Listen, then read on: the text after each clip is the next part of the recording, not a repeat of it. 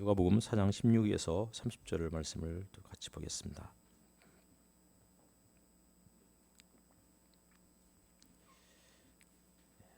저와 여러분 교독하고 마지막 절은 함께 읽겠습니다. 주님께서는 자기가 사나신 나사렛에 오셔서 늘 하시던 대로 안식일에 회당에 들어가셨다. 그는 성경을 읽으려고 일어서서 예언자 이사야의 두루마리를 건네받아서 이것을 펴시어 이런 말씀이 있는 데를 찾으셨다. 주님의 영이 내게 내리셨다. 주님께서 내게 기름을 부으셔서 가난한 사람에게 기쁜 소식을 전하게 하셨다. 주님께서 나를 보내셔서 포로된 사람들에게 해방을 선포하고 눈먼 사람들에게 눈뜸을 선포하고 억눌린 사람들을 풀어주고 주님의 은혜의 해를 선포하게 하셨다.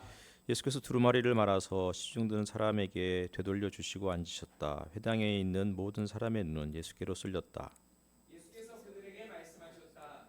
이 성경 말씀이 너희가 듣는 가운데서 오늘 이루어졌다. 사람들은 모두 감탄하고 그의 입에서 나오는 그 은혜로운 말씀에 놀라서 이 사람은 요셉의 아들이 아닌가 하고 말하였다. 그래서 예수께서 그들에게 말씀하셨다. 너희는 틀림없이 의사야 내 병이나 고쳐라 하는 속담을 내게 다 끌어내면서 우리가 들은 대로 당신이 가버나움에서 했다는 모든 일을 여기 당신의 고향에서도 해보시오 하고 말하려고 한다. 예수께서 또 말씀하셨다. 내가 진정으로 너희에게 말한다. 아무 예언자도 자기 고향에서는 환영을 받지 못한다. 내가 진정으로 너희에게 말한다. 엘리야 시대에 3년 6개월 동안 하늘이 닫혀서 온 땅에 기근이 심했을 때에 이스라엘의 과부들이 많이 있었지만 하나님이 엘리야를 그 많은 과부 가운데서 다른 아무에게도 보내지 않으시고 오직 시돌에 있는 사렙다 마을의 한 과부에게만 보내셨다. 또 예언자 엘리사 시대에 이스라엘의 나병 환자가 많이 있었지만 그들 가운데서 아무도 고침을 받지 못하고 오직 시리아 사람 나아만만이 고침을 받았다. 회당에 모인 사람들은 이 말씀을 듣고서 모두 화가 잔뜩 났다. 그래서 그들은 들고 일어나 예수를 동네 밖으로 내쫓았다. 그들의 동네가 산 위에 있으므로 그들은 예수를 산 벼랑까지 끌고 가서 거기에서 밀쳐 떨어뜨리려고 같이 읽겠습니다. 그러나 예수께서는 그들의 한가운데를 지나서 떠나가셨다. 아멘. 한 주간 어떻게 평안하셨습니까? 오늘도 반주 때문에 새벽같이 일찍 또 나왔을 또 시청자님께도 감사드리고요. 유아도 고생했네.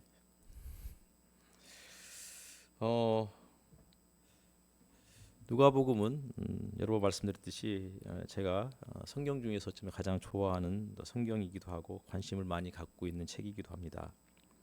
그러니까 교회에 대해서 혹은 성령에 대해서 심각하게 고민했을 때였던 20대 그리고 30대 초반에 지금의 교회와 초대교회가 얼마나 다를까?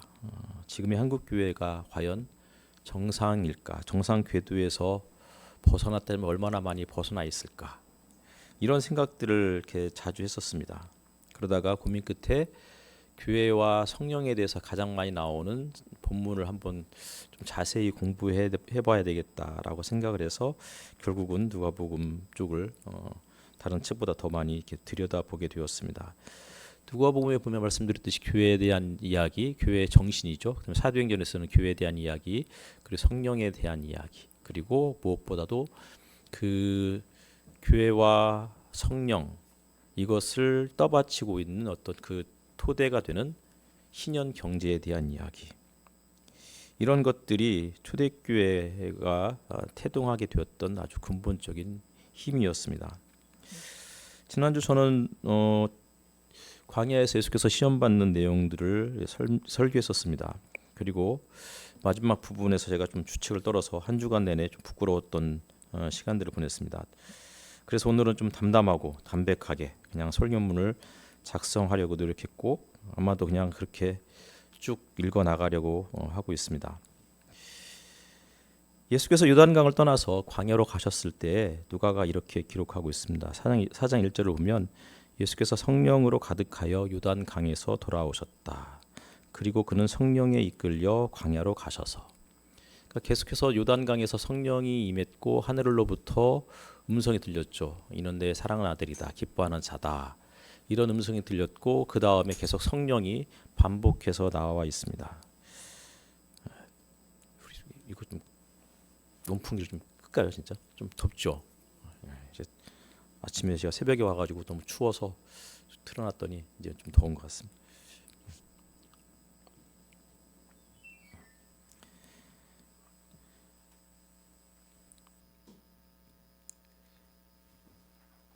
사장 1절에서 성령이 가득해서 성령에 이끌려 이제 요단강에서 돌아오셨고 성령에 이끌려 광야로 가셨던 예수님이 이제는 사장 14절에서는 광야로부터 다시 갈릴리로 돌아오는 내용이 나오는데 그때도 성령의 능력을 입어서 갈릴리로 돌아오셨다고 그렇게 이야기하고 있습니다. 그러니까 성령의 충만, 그건 성령의 이끌림 혹은 성령의 능력 이런 표현들이 1장부터 4장까지 아니 사실은 누가복음 전체와 사도행전에 걸쳐서 굉장히 자주 반복해서 언급되고 있습니다. 성령 충만, 우리가 옛날부터 성령 충만을 많이 받아라 그랬고 또 믿음 좋은 가정에서는 아들을 낳으면 충만이라고 이렇게 이름 많이 쳤잖아요. 그래서 우리 교회도 충만 형제가 있죠. 어쨌든 간에 성령 충만이라는 단어가 워낙 유행했던 시절이 있었습니다.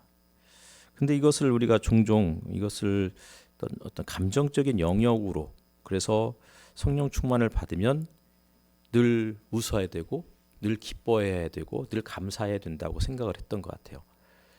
그런데 이제 문제는 시편을 우리 읽다 보면 성경 시편 전역에서 막 하나님께 탄식하고 불만을 토로하고 때로는 하나님께 막 반항하고 저항하는 그런 내용도 나오거든요.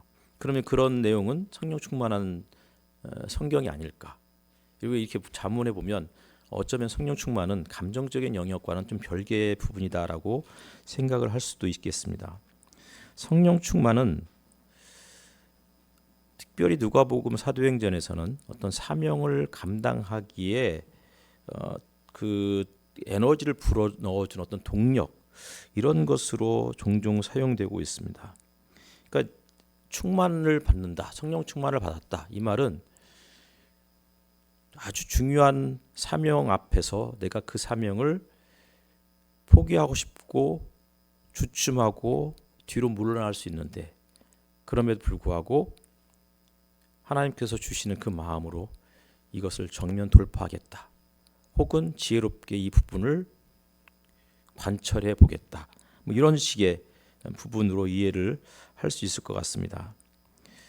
그러니까 성령이라는 것은 개인의 경건의 영역에 머무르지 않는다는 것입니다. 성령을 받았다, 성령 충만을 입었다, 혹은 충만 얘기하니까 충만 형제가 많네요. 오늘 왜 이렇게 일찍 왔죠? 개인의 영역에 머무는 것이 성령 충만이 아니고 하나님 나라를 선포하고 가난하고 억눌린 사람들을 자유케 하는 그런 어떤 공적 사역으로 이끌어내는 힘이 성령 충만이라는 거예요. 그래서 우리가 종종 회심에 대해서 이야기할 때 개인적 회심, 하나님을 처음 이렇게 만나고 그래서 구원의 확신을 갖는 그런 그 기회가 뭐 개인의 회심, 1차적 회심이라고 하면 두 번째 회심을 일반적으로는 사회적 회심, 다시 말하면 개인의 자리에서 이제는 공적 자리로 내가 나아가는 어떤 그러니까 시선이 열리고 그동안 바라보지 못했던 나와 내 주변만을 바라보았던 이제 그 삶에서 조금 더 시선을 그 바깥으로 넘기는 그 넘어서게 하는 거죠. 그래서 지금 돌아보면 우리 교회를 다니면서 단 한 번도 관심 갖지 못했던 나라들 이런 나라들에 대해서 관심을 갖기 시작했고 그래서 많은 사람들이 선교사로 헌신도 하고 또 선교사들을 후원하면서 그렇게 또 살아오고 있습니다.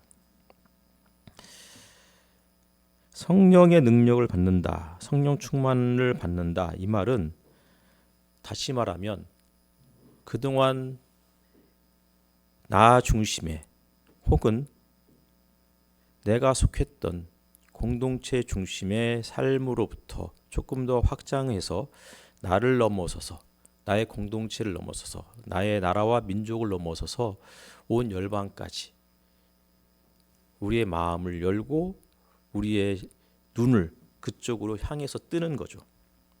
이런 것들이 성령 충만의 모습이다라고 생각이 들어요. 그래서 성령 충만은 결국은 새로운 창조의 시작이다. 이렇게 이야기하는 거예요.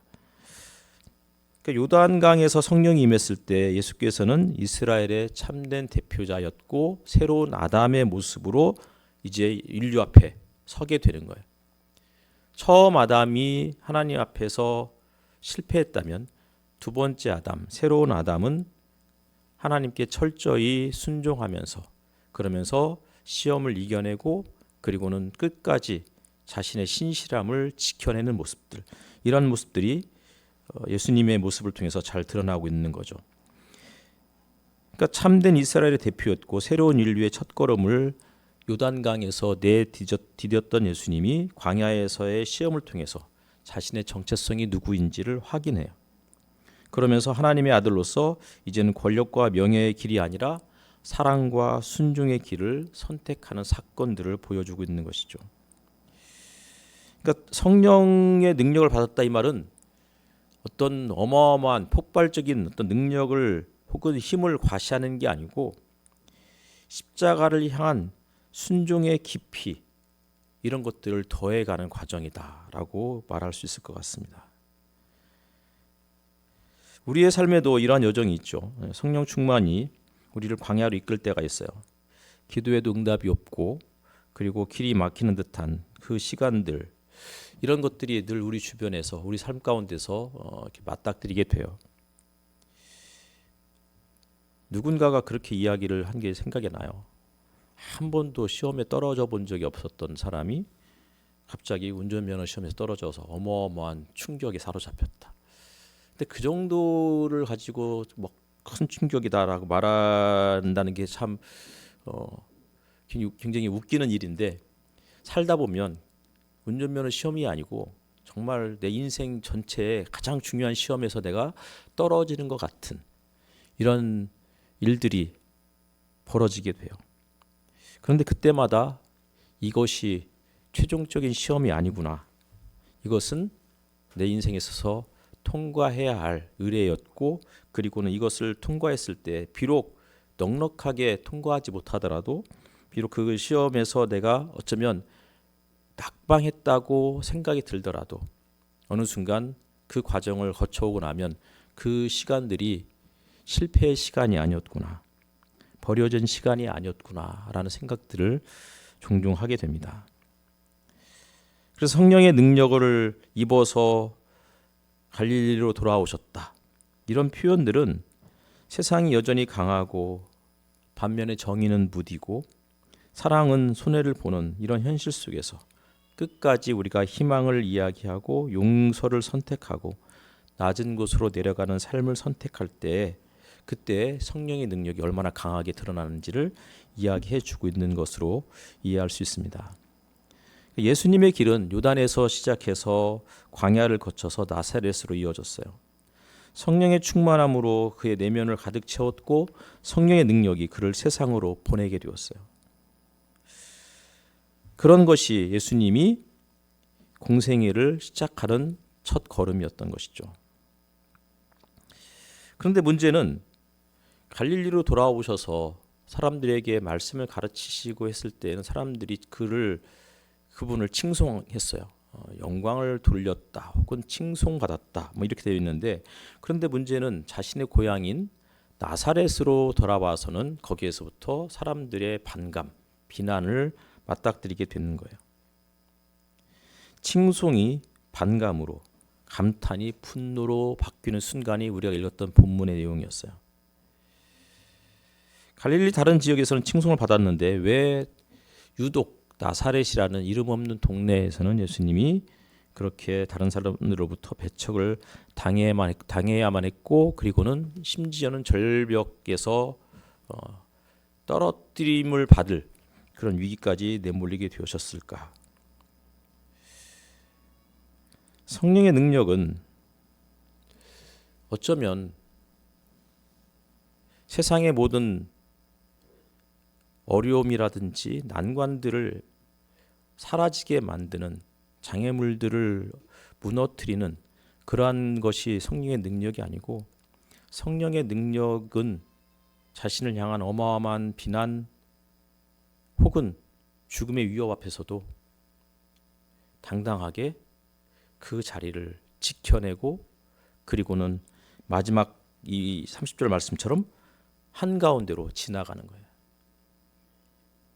그게 성령의 능력이다라는 생각을 해보게 되었습니다. 도망가지 않고 움츠러들지 않고 비굴해지지 않고 타협하지 않고 사람들이 자신을 벼랑 끝에서 밀쳐내려 할 때에 그들 한가운데로 지나가는 그런 용기가 성령의 능력을 통해서 발휘되고 있다라는 그런 생각을 하게 되었습니다.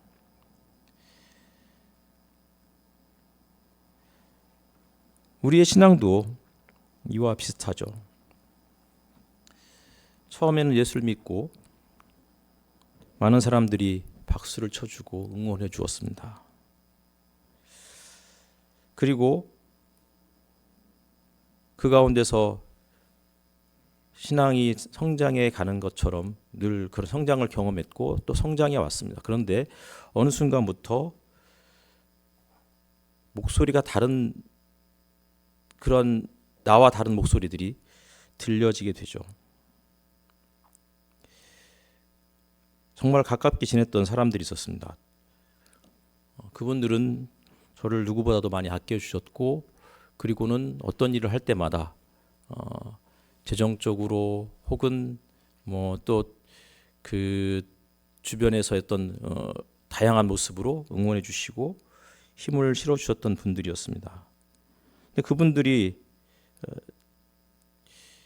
뭐 항공사 사장 뭐 또 그 삼성전자의 뭐 대표이사는 아니지만 어쨌든 그 간부 뭐 이런 분들 혹은 뭐 국제 변호사 이런 분들이었고 그런 분들이 제가 하는 성경 공부나 설교를 좋아해 주셨고 그리고 뭐 주중에도 자주 만나서 함께 교제하고 함께 여행도 다니고 했던 그런 시절이 있었습니다. 그리고 그러다가 갑작스럽게 한국에 돌아와서 교회를 개척하게 되었을 때 그분들이 정말 큰 금액들을 이렇게 보내셔서 헌금을 해주셔서 이렇게 교회를 시작하게 되었습니다.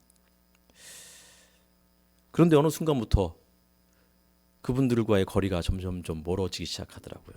소식이 뜸해졌고 그래서 가끔 한번 문안 인사라도 드리겠다고 해서 이제 연락을 드리면 예전만큼 반가워하지 않는 그러한 모습들이 느껴졌습니다. 그리고는 결국은 지금은 거의 모든 분들과 단절된 채 그렇게 사역을 목회자로서 살아오고 있습니다.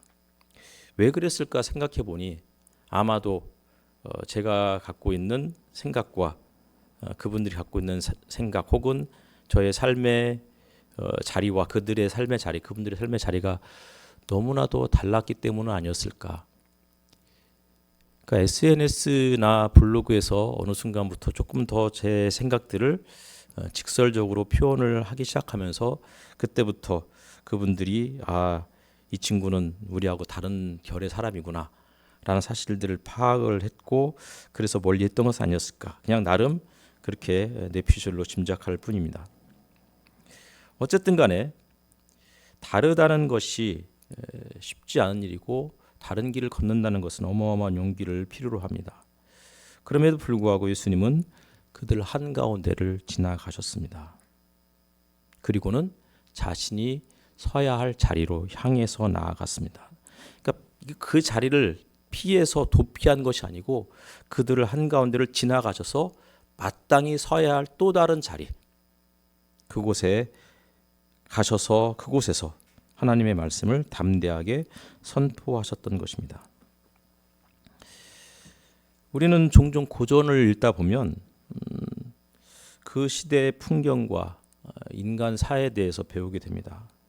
지난주에도 잠깐 도스토옙스키의 까라마조프가 형제들의 한 부분을 이렇게 말씀을 드렸는데 종종 그렇게 생각이 들어요. 왜 도스토옙스키나 뭐 톨스토이나 혹은 뭐 그 이외에도 뭐 예를 들어서 고흐라든지 뭐 이런 사람들이 왜 그 이전의 세대와 다른 질적으로 다른 어떤 작품들을 만들어낸 것이라고 말할 수 있을까? 왜 당대에는 그토록 인정받지 못하다가 그들의 사후에 인정을 받게 되었을까?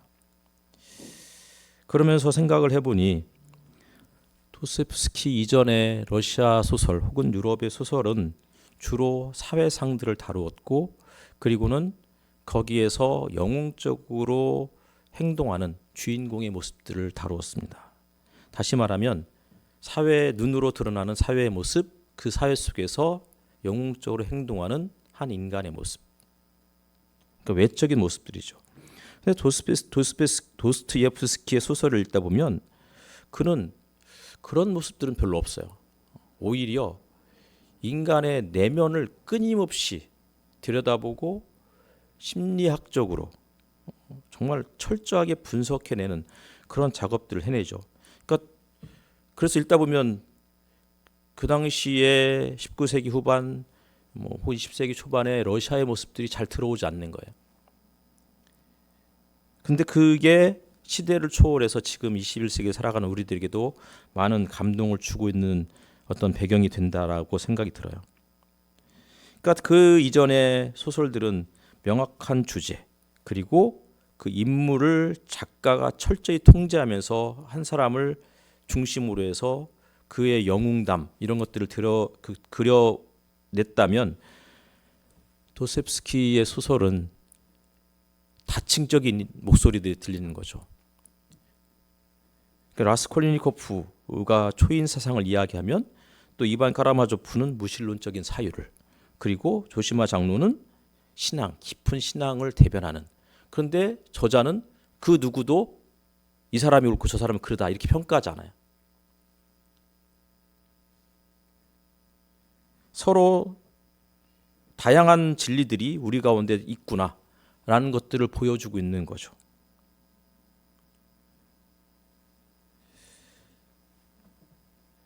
반고흐도 마찬가지였죠. 어쩌면 가장 비극의 상징적인 인물 하면 반고흐를 사람들이 떠올려요. 그의 그림들을 너무나 사람들이 좋아하고, 그래서 반고흐전이 열렸을 때 대전과 서울에서 어마어마한 사람들이 가서 관람을 했고, 사람에 치여서 제대로 그림을 감상할 수 없을 만큼 그렇게 사람들이 몰려들었어요. 그런데 그의 생전에는, 그가 살아있었을 때는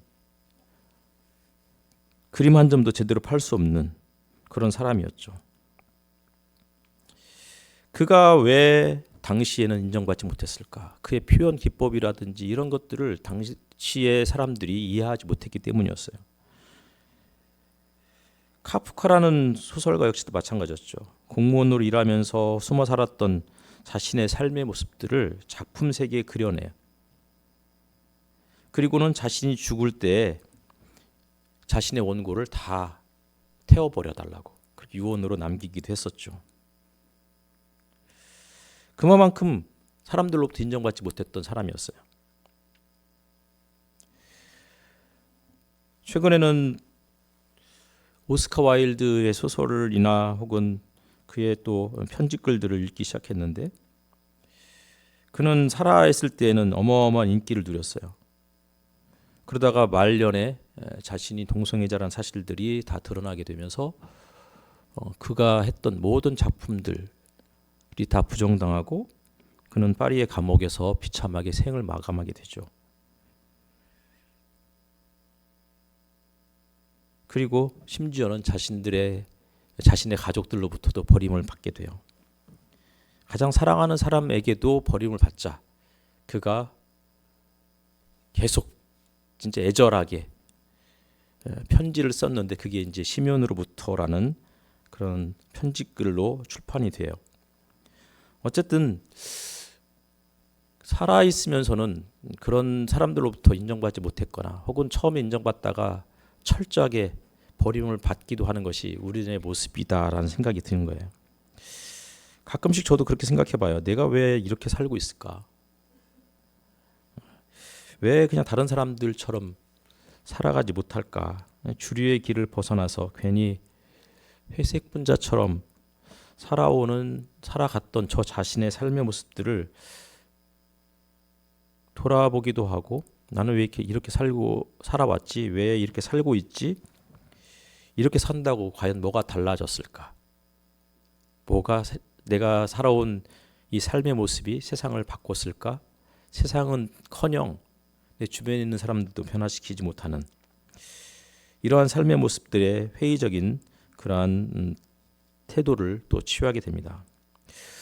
그런데 그렇다고 해서 다시 예전의 모습으로 돌아가서 예전의 과거로 돌아가서 대다수의 사람들이 걷는 지금의 길이 아닌 대다수의 사람들이 걸었던 그 길을 걸을 기회가 주어진다면 나는 그 길을 선택할 것인가? 생각해 보니 그렇게 못할 것 같아요. 그러니까 지금 결국은 다시 돌아가도 지금의 모습과 별반 다르지 않은 삶을 살게 되지 않을까. 어쨌든 새로운 창조라는 것은 옛 질서와 충돌하게 돼요.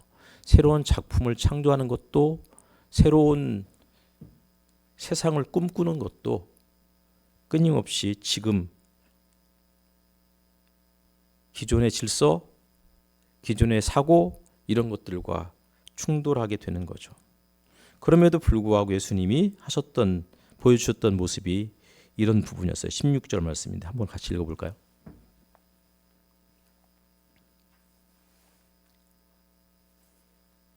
시작.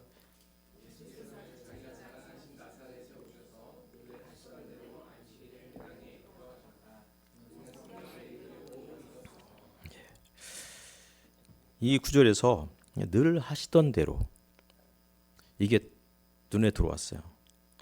예수님도 늘 하시던 대로 사셨구나. 갈릴리 회당에서 칭송을 받았던 그분이 이제는 자신을 누구보다 잘 아는 고향 사람들 앞에 섰어요. 그곳에서 예수님은 낯선 장소에서 하셨듯이 눈치 보지 않고 늘 하셨던 대로 회당에 들어가셔서 늘 하셨던 대로 말씀을 가르치셨어요. 누가복음을 보면 예수님이 늘 하시던 대로 이 표현들이 여러 번 나와요. 감람산에서 기도하러 가실 때도 습관을 따라, 그리고 종종 외딴 곳으로 떠나서 기도하러 가셨다. 뭐 이런 표현들이 나오죠. 거의 같은 내용의 표현들인 거예요. 늘 하셨던 대로, 살아오신 삶의 관성대로. 그게 부정적인 표현이 아니고 그 모습들이 신실함의 표현이다라는 생각이 들었어요. 이 사람들 앞에서는 이런 표현, 이렇게 태도를 보여주셨다가 저 사람들 앞에서는 또 다른 모습으로 비춰지는 게 아니고 이 사람들이든 저 사람들이든 늘 일관되게 자신의 모습들을 혹은 자신의 목소리를 그렇게 내시는 모습들이 늘 하시던 삶의 모습이었구나. 이런 것이 신실함이구나. 따라서 성령의 능력은 상황을 바꾸는 마술적 힘이 아니고 상황이 달라져도 내 앞에 사람들이 달라져도 동일한 태도로 하나님의 뜻을 전하고 그 뜻에 맞게 행동하는 어떤 강인한 모습이다라고 생각이 들었습니다. 일본 오키나와를 다녀온 이후부터 오키나와 때부터죠. 이틀에 한 번씩 이제 10km를 달리기 시작했고 그리고는 특별한 일이 없는 한 매일 10km를 뛰고 있습니다. 이틀에 한 번씩. 그리고 주로 이제 처음에는 코스를 어디로 뛸지를 몰라서 이곳저곳 달리다가 최근에 가장 마음에 든 코스는 철길 주변입니다. 밤 10시가 넘어서 거기를 가면 차도 거의 없고 사람도 다니지 않고 인적이 드문 어두운 길을 달리기 시작합니다.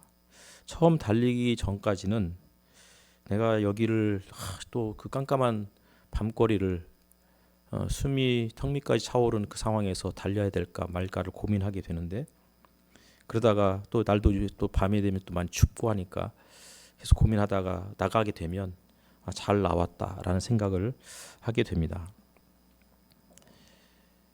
달리기 전에 흐린 가로등 불빛 아래에서 홀로 뛸 생각을 하면 순간 멈칫하지만 그리고 그 10km라는 1시간의 그 거리를 밤거리를 홀로 또는 외롭게 달리는 것이 정말 괜히 들어섰나 보다, 괜히 나왔나 보다, 이런 후회를 하는 순간도 문득문득 찾아올 때가 있습니다. 엊그저께 또 달리려고 나오려고 했을 때 사실은 컨디션이 썩 좋지는 않았어요. 그때 집을 딱 나서려고 그래도 주섬주섬 옷을 챙기니까 하율이가 오늘은 5km만 뛰고 들어오라고 이런 얘기를 해주는데 그 말이 위로가 되더라고요. 야, 얘가 5km만 뛰고 들어와라 했으니까 5km만 뛰고 들어와야 되겠다 생각을 했었죠. 그리고 요새 이상하게 이 녀석이 저를 이렇게 챙겨주는 거예요. 제가 피곤해서 애들 밥 차려주고 뭐 정리하고 그냥 잠깐 맨바닥에 누워서 이렇게 잠이 들었었는데 그냥 무심하게 이불을 툭 제 옷에 몸에다가 던져주고 자기 방으로 들어가거나 뭐 어제도 이제 아침 기도회 마치고 또 그 점심 조금 지나서 집에 도착했을 때 하율이가 저를 보자마자 라면을 막 주지를 않나. 그래서 얘가 웬일인가 이제 얘가 효도를 하기 시작하나 보다 이런 생각을 해보았습니다. 어쨌든 간에 5km만 하고 뛰고 들어오라고 요새 힘들지 않느냐고 이 말에 그래 오늘은 5km만 뛰어도 되겠다 이렇게 생각을 하면서 길을 나섰습니다. 달리기를 시작하면서 하루에 있었던 일들을 돌아보게 되고 기분 좋았던 순간 또 고민스러웠던 문제들을 또 되새겨보게 됩니다. 우리네 인생도 그런 것 같습니다. 어둠 속을 홀로 달려야 하는 그런 시간들이 있고 또 홀로 달리다가 숨이 턱 밑까지 차오른 그 순간에 그냥 포기해야 되겠다. 오늘은 딱 여기까지만 뛰어도 되겠다 라고 생각하면서 발길을 돌리는 때도 있습니다. 그런데 그때마다 그래도 목표 지점까지 달릴 수 있는 힘을 주는 게 무엇일까 생각해 보니 5km만 뛰어도 돼. 그 한마디. 이런 한마디가 우리에게 다시 그래 나를 응원해주고 지지해주는 그런 사람들이 있으니까 비록 이 길이 외롭고 비록 이 길이 힘들어도 끝까지 잘 감당할 수 있겠구나 라는 생각들을 해보게 됩니다. 7km 지점에 도달하면 그때부터 오기가 생겨요. 그래서 거의 완주를 하게 되죠. 예수님도 마찬가지였습니다. 회당 안에서 성령의 인도하심을 따라서 하나님의 말씀을 이제 선택을 하게 되는데 이사야 두루마리를 펼치시고는 이사야 두루마리에서 그 본문도 굉장히 많이 있었을 텐데 유독 예수님은 의도적으로 가난한 자와 억눌린 자, 눈먼 자와 포로를 향한 희년의 복음을 선포하셨습니다. 그 본문을 읽으신 거죠. 그리고는 사람들의 반발이 있게 되자 예수님은 엘리야와 엘리사의 이야기를 예로 드셨습니다. 사렙과 가부든 나아만이든 두 사람 다 이방 사람들이었습니다. 하나님의 은혜가 나에게만 혹은 우리 민족에게만 우리 공동체에게만 임했으면 좋겠는데 그런데 하나님의 은혜가 우리를 넘어서서 나를 넘어서서 나아만 장군 그리고 사렙과 과부 그들에게까지 그렇게 흘러간다는 사실들을 보여주셨던 것입니다. 낯의 사람들은 불편해지고 분노했지만 예수님은 그럼에도 불구하고 멈추지 않으셨습니다. 성령의 능력 안에서 칭송과 거부 사이에서도 그분은 흔들리지 않으셨고 그분은 자신에게 주어진 사명들을 끝까지 감당해 갔습니다.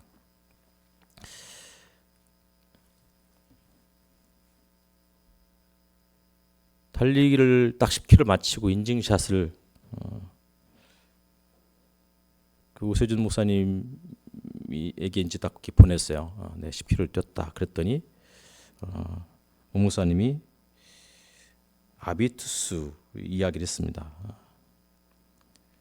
아비투스 정확하게 지금 제가 적어놨는데 그게 생각이 안 나지만 아비투스대로 살아간다 혹은 뭐 뛰신다 이런 얘기를 해서 제가 또 나중에 그렇게 또 답을 했습니다. 살기 위해서 용쓰는 중이라고. 자신의 삶을, 자신의 패턴들을 계속 유지하는 것은 정말 쉽지 않은 일이다라는 생각들을 문득문득 하게 됩니다. 예수님은 광야를 지나서 성령의 능력으로 세상 속으로 걸어오셨고, 각자의 어둠 속에서도 홀로 견디고 숨이 차오르는 순간에도 페이스를 유지하면서 목표 지점까지 달리는 그러한 삶의 모습, 이런 것들이 우리에게도 우리에게 주어진 과제가 아닐까.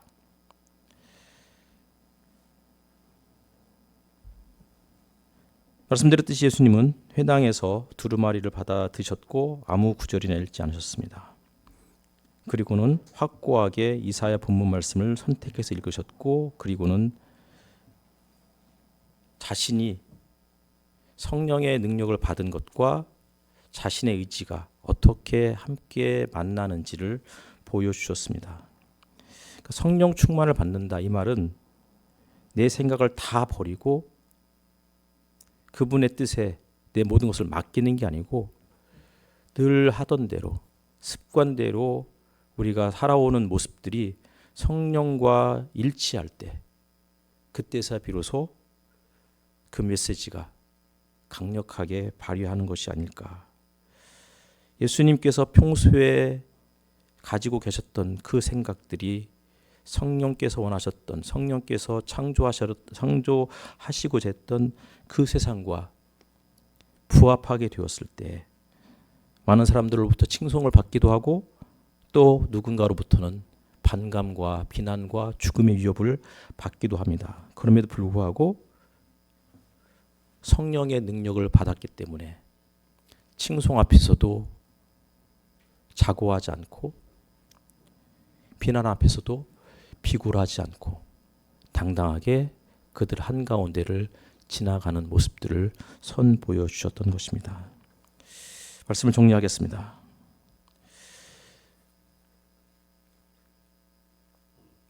꿈 있는 교회가 이제 오늘 사모철회가 있고, 이 사모철회를 통해서 중요한 안건들을 제시하고 정기 사모철회인 12월 말이나 1월 초에 그 사항들을 결정하게 됩니다. 하나님께서 우리에게 주시는 사명이 무엇인지, 꿈 있는 교회에 주어진 과제가 무엇인지 심각하고 진지하게 고민하는 그러한 시간들이 되었으면 좋겠고, 어떠한 환경 속에서도 교회로서 당당하게 걸어갈 수 있는 용기를 발휘해 주셨으면 좋겠고, 그리고 저 역시도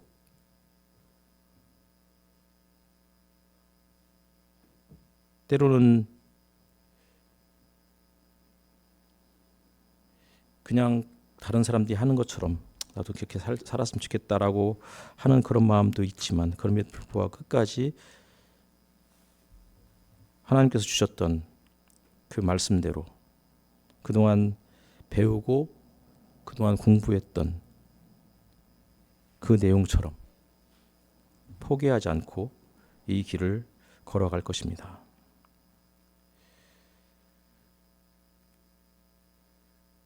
아까 잠깐 영화 이야기를 한마디를 더 했어야 되는데, 어제 오전에 영화를 한 편을 보고 집으로 돌아갔습니다. 세계의 주인이라는 그 영화였는데, 윤가은 감독이 만든 영화였어요. 예전에 한 6년 전인가는 우리들이라는 영화가 출시되었고, 그때는 주인공들이 초등학생 혹은 유치원생이었던 것 같아요. 근데 지금은 이제 고등학생들을 대상으로 하는, 주인공을 하는 그런 영화를 만들었습니다. 영화의 주인공이 어렸을 때 받은 어마어마한 그 상처가 있었습니다. 그래서 사람들은 그를 향해서 그를 불쌍히 여기고 그를 색안경을 끼고 바라보게 됐습니다. 하지만 주인공은